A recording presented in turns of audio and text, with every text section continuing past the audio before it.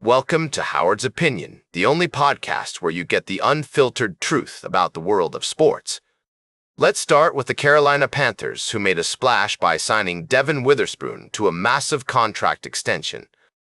This deal is expected to make him one of the highest-paid cornerbacks in the league, and it's clear that the Panthers are all in on building a strong defense. But will this investment pay off, or will it be a costly mistake? We'll be keeping a close eye on how this plays out. Meanwhile, the Washington Commanders are looking to make some noise with their new signing, Odafe Oweh. This young pass rusher has already shown flashes of brilliance, and with the right coaching, he could become a dominant force in the league. The Commanders are clearly trying to build a competitive team, but they will need to address some other areas of concern if they want to make a deep playoff run. We're also seeing some interesting moves from the Tennessee Titans, who have signed Arden Key to a significant deal. This veteran defensive end has been a consistent performer throughout his career, and he could bring some much-needed stability to the Titans' defense.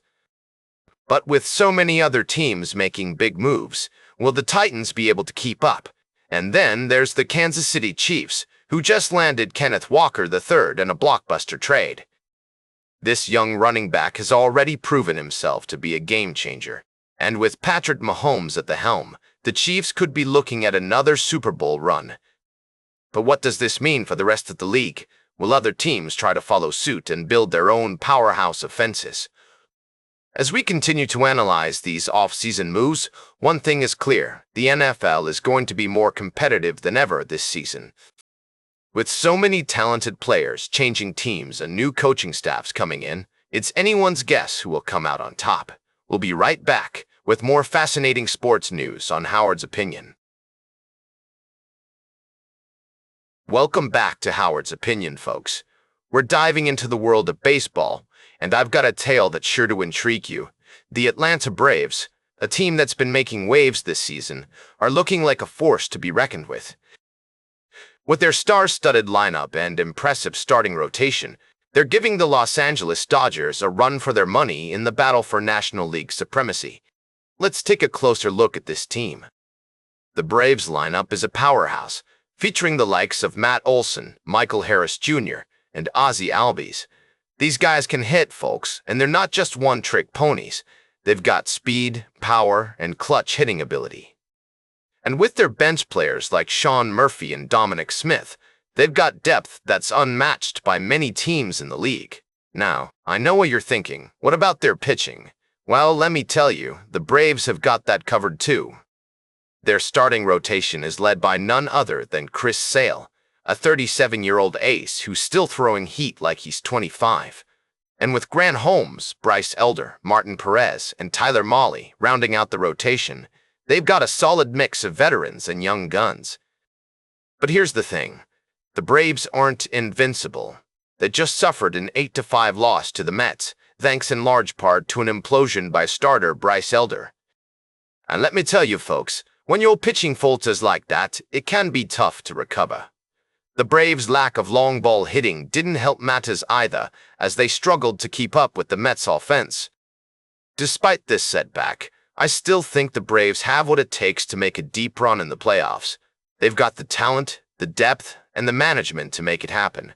And with the Dodgers looking vulnerable at times this season, the door is wide open for the Braves to make a move. So, will the Braves be able to overcome their struggles and take the National League by storm? Only time will tell, folks. But one thing is for sure, they are going to be a team to watch in the coming weeks. Welcome back to Howard's Opinion.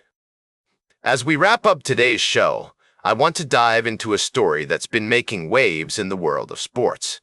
It appears that FIFA President Gianni Infantino is facing intense backlash over his botched plan to sell off stakes in the Men's World Cup. Several top soccer bodies, including UEFA, CONCA, CAF, and AFC, have issued an open letter attacking Infantino's conduct and calling for leadership that works for the game. The controversy surrounding Infantino's proposed sale of World Cup commercial rights has sparked a governance crisis within FIFA, with many questioning his judgment and ability to lead the organization. Despite his apology, UEFA has maintained its stance on boycotting FIFA competitions, citing a loss of confidence in Infantino's leadership. In a surprising turn of events, U.S. President Donald Trump has come out in support of Infantino, warning that replacing him would be a terrible mistake. Trump's endorsement may not be enough to save Infantino, however, as the FIFA chief faces growing opposition from regional soccer bodies and fans around the world. As the situation continues to unfold, one thing is clear: the future of FIFA hangs in the balance. Will Infantino be able to weather the storm and maintain his grip on power, or will the mounting pressure ultimately lead to his downfall? Only time will tell. That's all for today's Howard's Opinion. Remember to like, share, and subscribe. And until next time, keep your head in the game.